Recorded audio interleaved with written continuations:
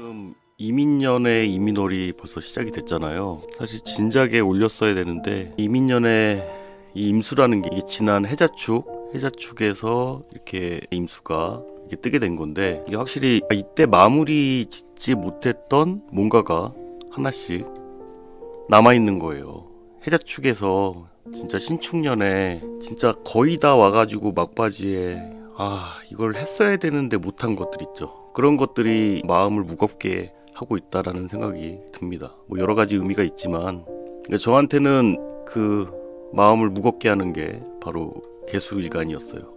신축년 지나기 전에 개수일간을 밤새서라도 했어야 되는데, 이런 생각이 계속 들더라고요. 뭐 2월 1일부터 시작해가지고 제 머릿속에는 계속 개수일간이 머릿속에서 떠나질 않고 있었어요. 근데 이제 머릿속에서만 있었지 정작 뭐 하진 못한 거잖아요. 그래서 오늘에서야 이렇게 찍게 됐는데, 이 늦으면 늦어질수록 부담감이 더해지는 거 있죠. 늦어질수록 이 부담이 더해지더라고요. 그래서 몇 번 올리려다가도 말이 꼬이고 엉키고 그래서 못하다가 지금에야 이렇게 하게 됐습니다. 자, 이제 개수일간 이민년 운세 말씀을 드릴 텐데 한번 목차부터 살펴보도록 하겠습니다. 일단 뭐 개수일간이 겁재를 만난 거죠. 이 개수가 임수 겁재를 만났을 때 어떤 작용을 할 수 있는지, 이 또 겁재란 의미가 또 무엇인지 설명을 드릴 거고요. 그리고 이제 개수가 지지로 임목 상간을 만났을 때, 그리고 개수에게 이민년이란 어떤 의미가 되는 것인지 말씀을 드린 이후에 이제 일주별로 설명을 드리도록 하겠습니다. 자, 개수일간 지난 3년을 한번 살펴볼까요? 기해년 2019년, 2020년, 2021년이 됐는데, 이거를 나무꾼 스토리로 한번 대입해서 생각해 볼 수가 있거든요. 개수가 선녀잖아요. 개수 선녀가 언제 내려왔어요? 기해년에 내려왔죠. 지지로 겁재의 근을 가지고 내려왔단 말이에요. 겁재의 근을 달고 내려와서 관음증 걸린 남자 기토를 만나게 되죠. 그러니까 선녀가 2019년도에 이때 발목이 잡힌 거거든요. 얘가 평간이 되잖아요. 관음증 변태 기토 평간한테 얘한테 발목 잡힌 거야. 원래 개수라는 것은 지지에 있기보다는 천간에서 동해번쩍 서해번쩍 해야 되는데, 이 지지로 이렇게 근이 왔다는 건 이렇게 좀 발목이 잡히는 현상 같은 게 나타나는 거죠. 이때 기해라는 것 자체가 흙탕물도 되고, 저는 이 개수를 보면 또 눈꽃 같다는 생각도 들더라고요. 왜 임수가 물방울이라고 말씀드렸잖아요. 임수가 물방울이라면 개수는 흩날리는 눈꽃과 같은데, 이 눈꽃이 좀 더럽혀졌다는 표현이 좀 그렇긴 한데, 이렇게 맑고 순수한 느낌의 개수가 기해를 만남으로 인해서 얘네들은 다 이렇게 천간으로 올라가는데 얘 옷이 없어서 못 올라가고 있잖아요. 이런 상황. 개수가 이 언니들 따라서 같이 승천을 해야 되는데 붙잡혀 있는 상황. 그럼 경자년은 어떨까요? 지금 이 그림에서 봤을 때는 되게 아름답게 그려져 있잖아요. 이렇게 그림으로 봤을 때는 아름답게 이렇게 표현이 됐는데, 이게 뭐 딸린 식구들이 이제 많아지는 거거든요. 딸린 식구들이 많아진다. 대신에 정인이었잖아요. 정인이었으니까 그래도 이거 뭐 여자분들이 보면은 약간 그냥 보는 순간 답답할 수도 있어요. 시어머니의 애들의 나무꾼의 선녀와 나무꾼이 혼인을 하고서 애들을 이렇게 낳았죠. 근데 이제 경금이 천간에 떴다는 건 그래도 내가 어느 정도 받아들이고 할 수 있는 뭐 그런 상황이 되는데, 이제 문제는 이제 신축년으로 넘어오면서부터 문제가 되죠. 신축년에서 이민년으로 넘어가는 과정은 개수 입장에서는 이제 슬슬 여기서 벗어나야겠다라는 생각을 하게 되는 거예요. 이 상황에서 좀 벗어나야겠다. 그래서 이제 선녀가 나무꾼한테 이제 옷을 돌려달라고 막 그러죠. 근데 이 평관이 줘요 안 줘요? 옷을 어디다가 꽁꽁 숨겨놓고 안 내주는 거 아니에요. 신축년이 뭐 그런 상황이었죠. 옷 좀 돌려달라고 아무리 얘기를 해도 모른 척하고 있죠. 그럼 이민년은 어떻게 변할까요? 지금 제가 마땅한 이미지를 찾지 못해가지고 사진에는 못 올렸는데, 이민년에는 겁재 언니들이 내려온 거예요. 겁재 언니들이 지상으로 내려와가지고 개수한테 같이 올라가자고 막 이렇게 꼬드기는 그런 장면. 그냥 다 놔두고 와라, 올라가자, 그런 모습이라고 할 수가 있고, 이제 개묘년에는 진짜로 이제 올라가는 거죠. 본래 나의 모습을 찾는 운이라고 할 수가 있습니다. 지금 뭐 선녀와 나무꾼 얘기로 그냥 재미삼아서 한번 들어보시라고 말씀드린 거고요. 뭐 자기 상황하고 맞는 분도 계실 거고 다른 분도 계시겠지만, 일단 일감만 놓고 봐서는 요런 흐름이라는 거예요. 기해, 경자, 신축 지나서 이제 이민과 개묘의 모습이 이렇다는 겁니다. 일단은 그렇게 말씀을 드렸는데, 이 개수가 이민 겁재를 만났다는 의미는 뭐가 되냐면, 이건 또 겁재에 대해서 좀 아셔야 되는데, 이 겁재는 내 사주에 8글자가 있을 거 아니에요. 이 8글자를 모두 반대로 쓰는 인간이에요. 반대로 바라본다고요. 내가 만약에 정관이 있는 사람이다, 그럼 이걸 편관으로 보는 거야. 그리고 정인이 있던 사람이다, 그러면 이건 편인으로 보는 거고. 그러니까 이게 거울 바라볼 때 그런 거 있잖아요. 거울. 저는 이제 겁재를 표현할 때 거울을 바라보고 있는 거다라고 설명을 하는데, 뭐 거울이니까 똑같이 생겼으니까 뭐 비견이라고 생각할 수 있는데, 저는 그런 뜻에서 말씀드리는 게 아니라, 이제 거울을 바라보면 왼쪽 오른쪽 좌우가 바뀌게 되잖아요. 그래서 이제 겁재운에는 어떤 특징이 있냐면, 모든 상황을 뒤집어서 생각해 봐야 된다는 거예요. 뒤집어서. 아까 선녀와 나무꾼 말씀을 잠깐 드렸는데, 선녀라면 나무꾼 입장에서 생각을 해봐야 한다는 거죠. 나무꾼이라면 선녀 입장에서 생각을 해봐야 된다는 소리고. 그래서 이 겁재는 나한테 뭔가 내가 전혀 생각할 수 없었던 다른 이야기들을 통해서 답을 제시해 주기도 해요. 내 입장에서는 정말 생각 못 해봤던 거, 뜻밖의 제안, 그런 게 될 수가 있죠. 이제 본래 뭐 사주 안에 겁재가 있으신 분들은 원래 그렇게 태어났으니까 항상 그 반대편에서 생각해 볼 수 있는 사람들이 됐는데, 그게 이제 본인이 일부러 그렇게 생각하려고 한 게 아니라 그렇게 강요를 해요. 어떤 식으로 강요를 받고 자라게 되냐면, 겁재가 있는 분들 같은 경우는, 야, 네 동생도 좀 생각을 해봐라. 동생 입장에서. 그 입장이란 게 있을 거 아니에요. 네 동생 입장에서 생각을 해봐라. 아니면 형 입장에서 생각을 해봐라. 아니면 언니 입장에서 생각을 해봐라. 이런 거를 자연스럽게 듣고 자라요. 그러다 보니까 나와 다른 타인에 대한 그런 생각이 아무래도 없으신 분들보다는 그 포용력이 좀 더 넓어진다고 할 수가 있죠. 그래서 이 겁재가 있을 때는 사실 관이 있어야 된다고 하는 이유는 뭐냐면, 나와 상대방이 입장 바꿔 생각해 보라고 강요를 한단 말이에요. 입장 바꿔 한번 생각해 보자. 근데 너무 얘네들 말만 들어도 안 되거든. 또 내 입장이라는 것도 있는데, 그걸 지키려면은 관이 있어야 된다는 거죠. 너무 얘네들 생각, 다른 사람들 생각만 하다 보면은 내가 지키고 가지고 있던 이 재성이란 것을 뺏길 수도 있단 말이에요. 그러니까 사실 뺏긴다기보다는 생각이 변해. 그러니까 이 재성이란 건, 겁재가 정재를 극한다는 건 뭐냐면, 정재는 기본적으로 우물 안의 개구리거든요. 우물 안의 개구리. 정재라는 게 그런 특성이 있어요. 우물 안의 개구리인데 겁재가 와서 그러는 거야. 야, 이 우물 안의 개구리야. 이런 식으로 새로운 세상에 대해서 눈을 뜨게 해주는 게 겁재이기도 해요. 그게 쟁재의 현상으로 나타나기도 하고. 왜? 이 개구리는 그냥 우물 안에 살고 있을 때가 그냥 편했을 수도 있거든.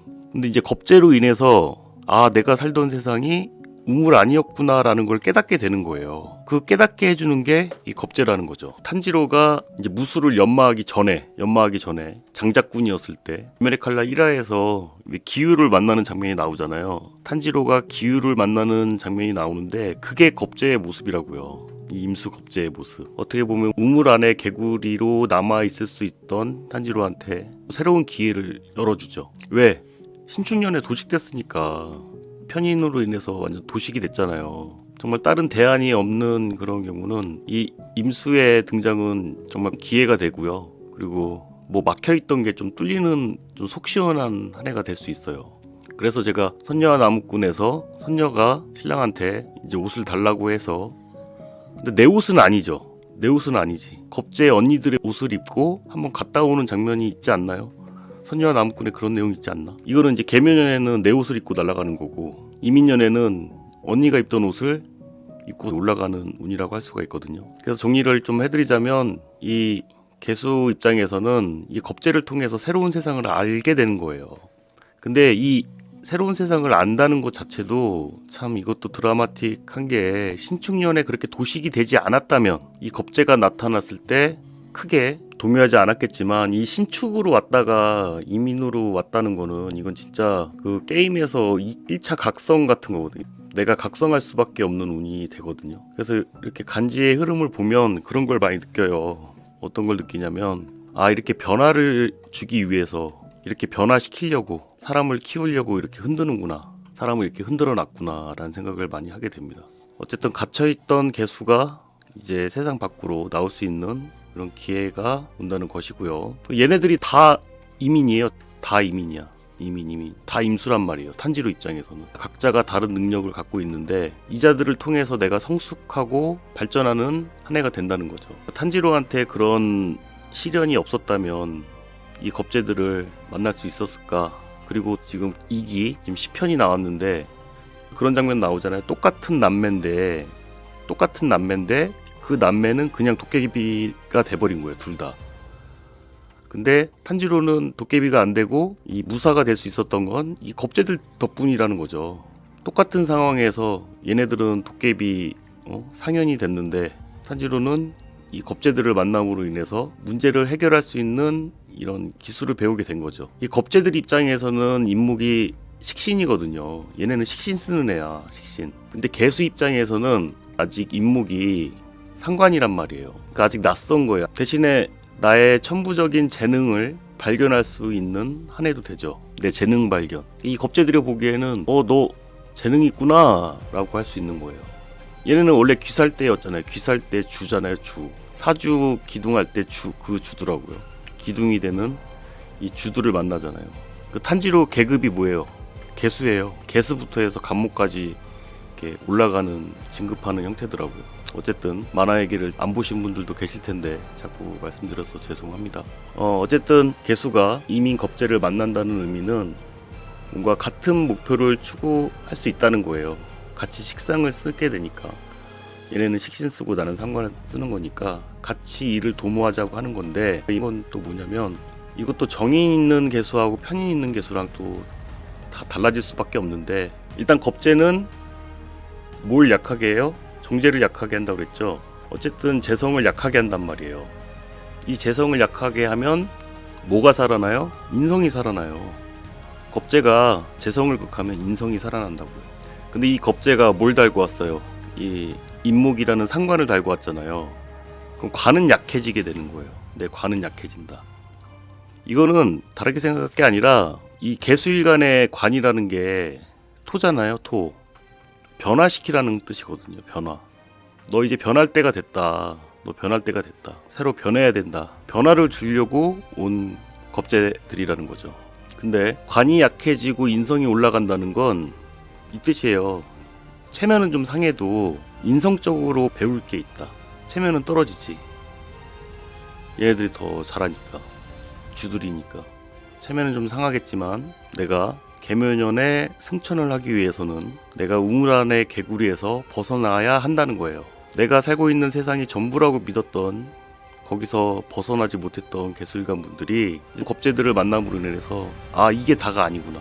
내가 그동안 생각했던 세상이 이게 다가 아니구나 라는 걸 느낄 수 있다는 거죠. 보통 겁재 상관운을 사실은 무섭게 볼 수밖에 없거든요. 겁재는 쟁제를 하죠. 그리고 상관은 관을 무력화시키죠. 막말로 얘기하면 딱 속기가 좋거든요. 속기 좋다. 내가 속을 수 있다거든. 쟁제하면서 현실감을 떨어뜨리면서 상관경관한다는 건 내 원칙에서 벗어날 수 있다는 거거든요. 근데 그거를 꼭 안 좋은 운이라고 할 수가 있느냐? 그거는 이제 개인적인 사정에 따라 다른 거죠. 개인적인 사정에 따라서 내가 지금 있는 위치가 정말 변화를 주면 안 되고 그걸 지켜나가야 되는 환경이라면 그런 환경이라고 해도 변화가 필요하니까 이런 운이 온 거예요. 근데 너무 정도에서는 벗어나면 안 되는데, 이 임목이 왔다는 건 때가 된 거거든요. 때가 됐다. 그럴 때가 됐다. 그래서 신축년에 배웠던 것을 실습하는 운이 되죠. 실습. 현장에서 겁재들과 함께 새로운 뭔가를 도모를 한다. 내가 그동안 이렇게 참았잖아요. 기해년부터 이렇게 묶여가지고 나무꾼이 붙잡는 바람에 그랬던 것이, 경자년의 의미는 또 그런 게 있어요.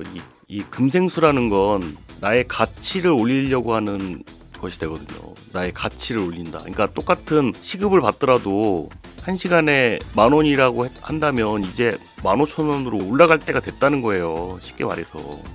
나의 가치를 올린다는 소리가, 시급 10,000원 받으셨던 분이 뭐 시급 20,000원으로 올리겠다, 그게 금생수의 과정이라고요. 근데 사람은 누구나 나의 현재의 모습에 만족하고 별 문제가 없을 때는 그런 노력들을 사실 안 하거든요. 거기에 불만을 갖고 힘든 과정을 통해서, 그리고 또 힘든 훈련을 통해서 올라가는 거죠. 그래서 뭐 여러 제안들을 많이 받을 수 있고요. 이런저런 많은 제안들, 뭐 어부지리로 뭔가 같이 껴서 할 수 있는 일들도 많고, 이 사람들 덕을 좀 볼 수가 있어요. 겁재들 덕을 볼 수가 있어요. 주에 따라서도 다른 거지만 일단은 이 개수가 이민 겁재를 만났다는 의미는 그렇다는 것을 알아두시고, 그럼 일주별로 이제 말씀을 드려보도록 하겠습니다.